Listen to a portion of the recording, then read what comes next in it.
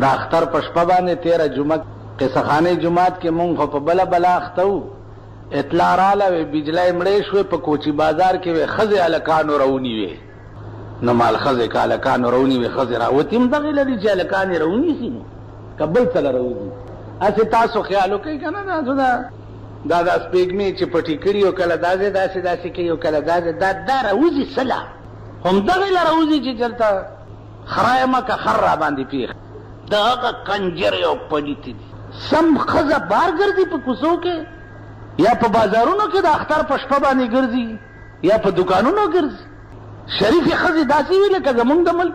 او چې غږو کې پولیس ته به وایي چې حالاجي د ارامیانو شریف خزه و چېړلې دا شریف خزه دی ته وایي نو بیا ټول ورمنډې کړې چې هله په کوچی بازار کې هلکانو خزې راوني اوس خو نور سترګې شوي اوس خو وایي د ښځو باچهي ده روره ټټو نه کوي دا بوډاګان خوند بېلادی چې در باندې سوریش اوس خو نورې وشرمې اوس بېرته به نورې شرمې تاسو خیال راغی قرآن سره به څه کوئ تاسو د ښځې د باچهۍ ولې خلاف یې مونږ خو د ښځې د باچهۍ خلاف نه مونږ خو وایو قرآن سره به څه چل کوئ آخر دا قرآن یا خو یې لرې کوي دې ملک نه جنازه او باسۍ ختمې کوي چې قصه اخلاص شي قرآن سره به څه چل کوي قرآن څه ویلي دي هر مطلق جاری کیږي په خپل اطلاق باندې وقرنا فی بیوتکن قطعی آرڈر ده قرنا فی بیوتکن خزا به په کور کې کینی بار بنوس د سره به څه کوي قل للمؤمنین یغضوا من ابصارهم دې سره به څه کوي قل للمؤمنات یغضضن من ابصارهن قرآن سره به څه کوي خزا چې بار روزي قرآن وی جلباب به پسری جلباب هغه برقې ته وی چې د سر نواله تر خپو پورې یو ویخته د کپړې ټوټه هم ته بار نه ښکاري دې سره به څه کوي قرآن هم دغه له ساتلی چې څوک مردار شي او ملیان راولي او 3 ورځې زیارت ورپسې ختم وکړي او 2 روپۍ ورکړي دغه له هم ساتلی چې دا مردار کونی به بخي یعنی یو ځل طلاق قرآن ته په ژوند نږدې نه راځي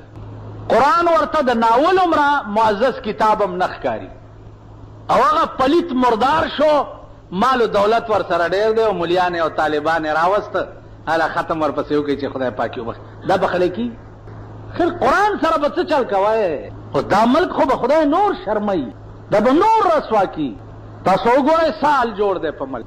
په رڼا ورځ سړی ونیسي سرمن ترې وباسي په رڼا ورځ سړی درته مخکې شي کلاشنکوف در باندې راوباسي پیسې دې را روانې کړي درنه وایي پرانا ورځ د بینکونو پیسې رواني پرانا ورځ سړی کې ټوپکې کېدي 55 लाख روپۍ وواله او 70 لکه وواله او 50 لکه وواله تاسو به نور ګورئ قسم په خدای دی چې زمونږ د ښځو پرتګونه به هم خلق راځي او پټوي تاسو به د ځان تماشې وکړئ دې نه زیات عذاب په یو ملک بل څه کې دی شي چې د کم ملک د امن دا حالت وي د سرکار خزانه په امن کې نه وي د سرکار خزانه بینک د سرکار خزانه ده د سرکار خزانه په امن کې نه نو ستا او زما کور به څه په امن کې که داسې نه ده حاجي سرکار خزانه په امن کې نه ده نو ستا او زما کور به څه په امن کې بیا 2 کروڑه محکمې دي ټولې ناکام هغې وجه څه ده هر سړی خپله دیاري پیدا کوي زه به ستا حفاظت خو هله کوم که نه چې ما سره د خپل کور غم نه او ستا د کور غمي را سره چې ما سره د خپل کور غمي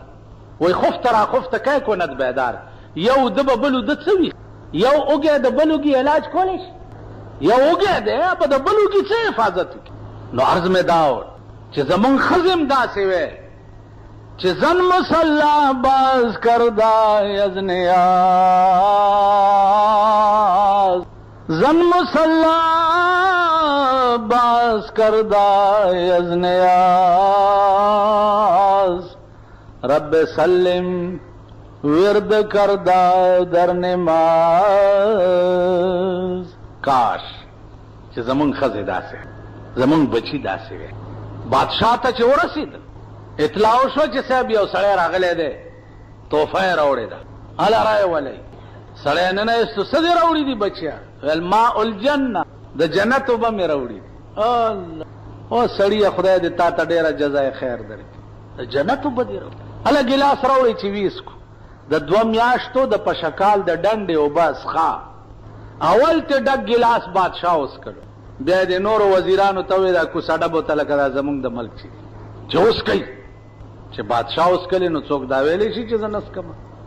هغې م اوس کلی چې ویس کلی نو پرون مې یو وزیر لیدو ډېر خیرن و نو ما ورته وی چې دغه دی دا ته چې وزیر شوې نو تا هم آرډر ورکړی چې ما ته د 3 لکو روپو نوی فرنیچر جوړ کړي ډبل بیډونه او صوفه سیټونه او دا نن خو ډېر خیرن غوندې وی چې جي دا پکې راځي نو مال خدای دې نور خیرن که نو څه خبره مې کوله چې ویس کلی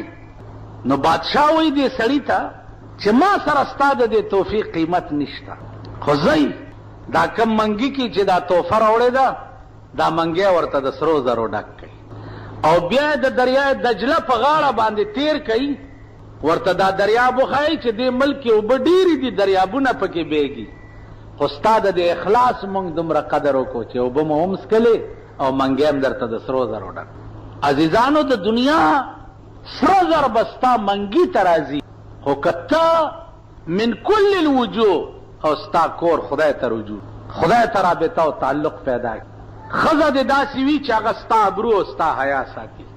نو هر څه به ستا مخې ته رب اسباب جوړی هر چاته د خپل خپل رزق دا ونې دي اوس تاسو په دې څه پوهېږئ چې دا ونې چې دي د موسم په وخت کې په دې ونو کې هم ښځه او نر شته په دې ونو کې په دې کاڼو او بوټو کې هم ښځه او نر شته څنګه چې د روح والاو اشیاء کې ښځه او نر وي او د هغې منځ کې رابطه او تعلق وي داسې د جماعت